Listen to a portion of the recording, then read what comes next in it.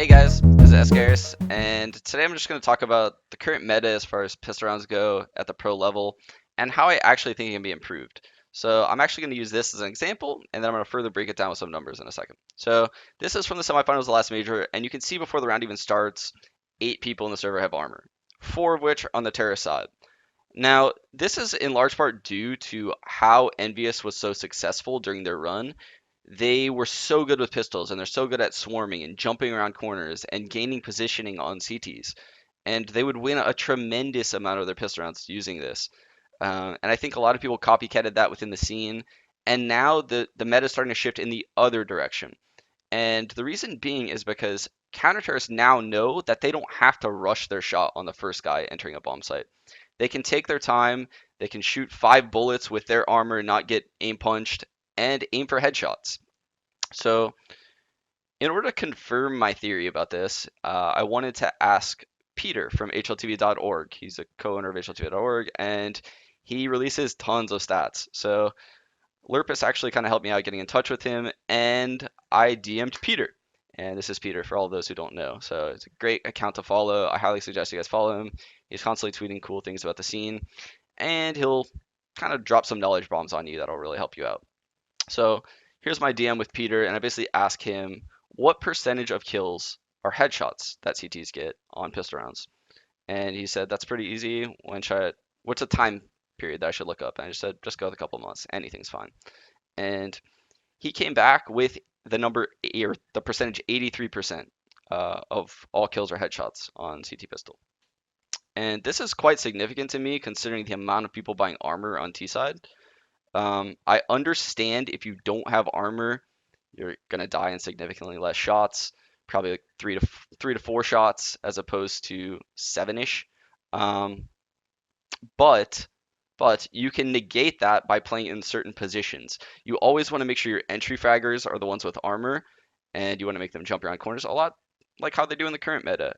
You want to do the same things, except having an extra nade set for the retake, or even for another part of the exec, or even a fake, is so much more important in my opinion than having a wasted armor set on someone that's just going to get headshot anyway. And obviously you can't guess who's going to get headshot. So just to kind of see how these numbers broke down even further at the professional level, I actually did some further research by myself. I wanted to look at the highest level and see the buying patterns that people had. So what I did was I went to the semifinals and finals of the last major. There was 12 total maps. So let me pull this stuff up right now. 12 total maps.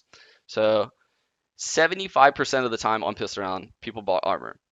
For those of you that are kind of bad at math, that's almost 4 out of 5 people per team buying armor. 80% would be 4 out of 5. So more often than not, 4 out of 5 people on a team are buying armor.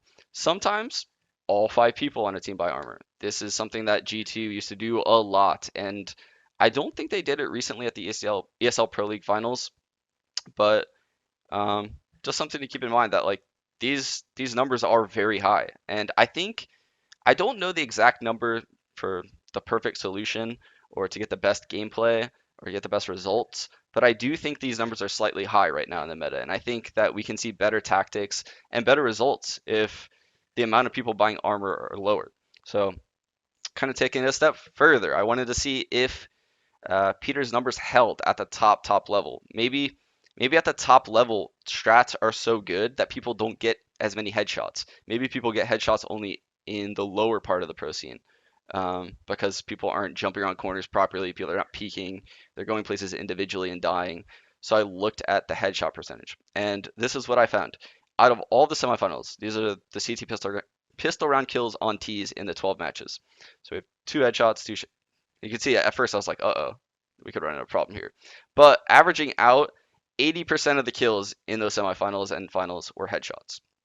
36 headshots, 9 body kills, and actually the one pistol round that had two body kills right here, uh, one of those body kills was actually caused in large part due to a TK headshot that caused his teammate to get killed very quickly.